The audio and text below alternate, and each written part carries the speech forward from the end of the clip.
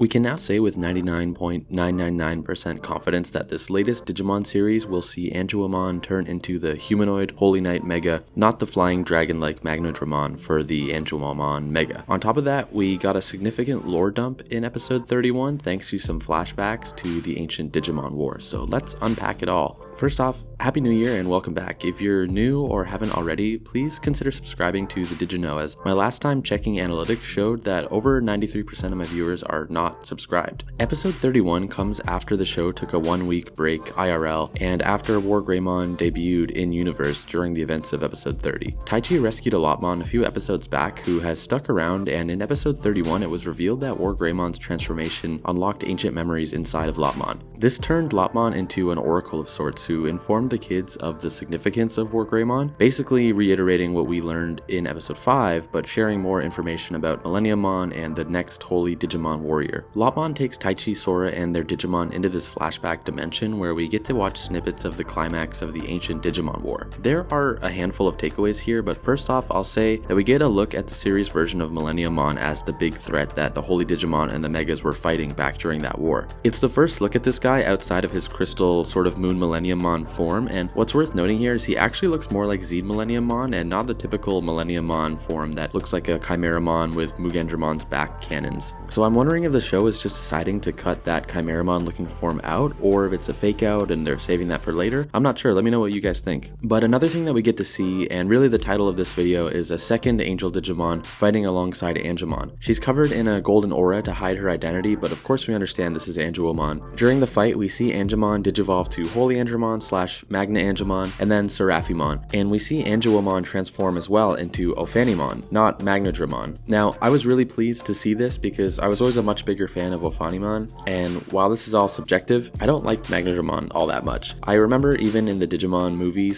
Hurricane Touchdown, when it came time for the angels to digivolve into Mega, I was absolutely blown away by Seraphimon as a kid, but kind of thinking for Magnadramon, who I thought just didn't really work or fit the evolution line, in my opinion. We already saw in episode 5 a statue of Ophanimon, but confirming she was present in the battle and the direct evolution result of Angelmon makes it pretty safe to say this new series is going with Ophanimon over Magnadramon, which I'm really happy about. We also see War Greymon and the other Mega partners in the flashback, but something I also enjoyed getting a look at was this legion of Angemon on the side of good. I've never seen an army of Angemon like that, and I wonder if they're all capable of digivolving to Ultimate and Mega, or how that's supposed to work. But I also like this because many fans had been pointing out that Devimon is supposed to be a fallen Angemon, and it suddenly makes a lot of sense that back around episode 20 to 24, when Taichi and Yamato were rescuing the Digitama containing Patamon, Devimon kept saying things like, "It's good to see you, my old friend," and stuff like that. So maybe that is supposed to imply that they both fought alongside each other in that Digimon War, and maybe Devimon was actually on the side of good originally. A couple more highlights to go over this week. After the flashback, we get a pretty standard action sequence with Metal Greymon and Garudamon taking on Gokumon, while Lopmon focuses on sort of excavating these old helmets in the ground. War Greymon is able to show up again and 1v1 Gokumon, allowing Lopmon to get the job done, resurrecting about 5 of these incredible new Digimon, Commandamon. I love these guys so much already. They remind me of Appa from Avatar: The Last Airbender in the best way possible. We also get Taichi unpacking the flashbacks with Lopmon and asking if that second Angel Digimon, who we know to be Angemon,